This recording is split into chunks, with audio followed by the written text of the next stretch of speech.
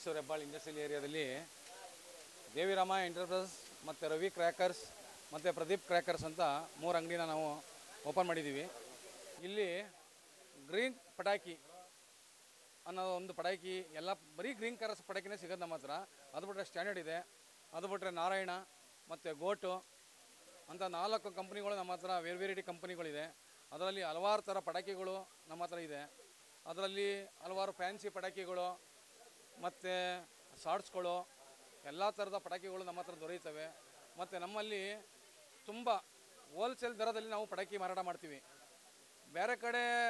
ಬೇರೆ ಕಡೆಗೂ ಇಲ್ಲಿಗೂ ಏನು ವ್ಯತ್ಯಾಸ ಅಂತ ಹೇಳಿದ್ರೆ, ನಮ್ಮಲ್ಲಿ ಗ್ರಾಹಕರಿಗೋಸ್ಕರನೇ ನಾವು ತುಂಬ ಕಮ್ಮಿ ದರದಲ್ಲಿ ನಾವು ಪಟಾಕಿನ ಕೊಡ್ತಾಯಿದ್ದೀವಿ. ನೀವು ಬೇರೆ ಕಡೆ ಹೋಗಿ ವಿಚಾರಿಸ್ಬೋದು, ಯಾವ ಥರ ರೈಟ್ ಇದೆ ಅನ್ನೋದು ಗೊತ್ತಿದೆ ನಿಮಗೂ. ಆದರೆ ಹೆಬ್ಬಾಳು ಇಂಡಸ್ಟ್ರೀಸಲ್ಲಿ ಏನಾಗಿದೆ ಅಂದರೆ, ಇದು ಒಂಥರ ಫ್ಯಾಕ್ಟ್ರಿ ಮನೆ ಇದ್ದಂಗೆ, ಎಲ್ಲೋ ಇಲ್ಲೇ ತಯಾರಾಗ್ಬೋದೇನೋ ಅನ್ನೋ ರೀತಿಯಲ್ಲಿ ಜನಗಳು ತಿಳ್ಕೊಬಿಟ್ಟಿದ್ದಾರೆ. ಅದರಿಂದ ಏನಾಗುತ್ತೆ ಅಂದರೆ, ಇಲ್ಲಿಗೆ ಹೆಬ್ಬಾಳಿಗೆ ತುಂಬ ಹೆಚ್ಚಿನ ಸಂಖ್ಯೆಯಲ್ಲಿ ಜನ ಬರ್ತಾರೆ ಪಟಾಕಿ ತಗೊಳ್ಳೋದಕ್ಕೋಸ್ಕರ.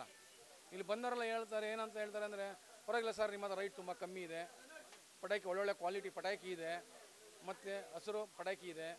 ಏನಕ್ಕೆ ಹಸಿರು ಪಟಾಕಿನ ನಾವು ಮಾರ್ತಾಯಿದ್ದೀವಿ ಅಂದರೆ, ಪೊಲ್ಯೂಷನ್ ಹೊಗೆ ತುಂಬ ಬರುತ್ತೆ ಜಾಸ್ತಿ, ಪೊಲ್ಯೂಷನ್ ಹಾಳಾಗುತ್ತೆ ಅನ್ನೋ ಉದ್ದೇಶಕ್ಕೋಸ್ಕರ ಏನು ಮಾಡಿದ್ದೀವಿ, ನಾವು ಹಸಿರು ಪಟಾಕಿನೇ ಜಾಸ್ತಿನ ಮಾರಾಟ ಮಾಡೋಕ್ಕೆ ನಾವು ಶುರು ಮಾಡಿದ್ದೀವಿ.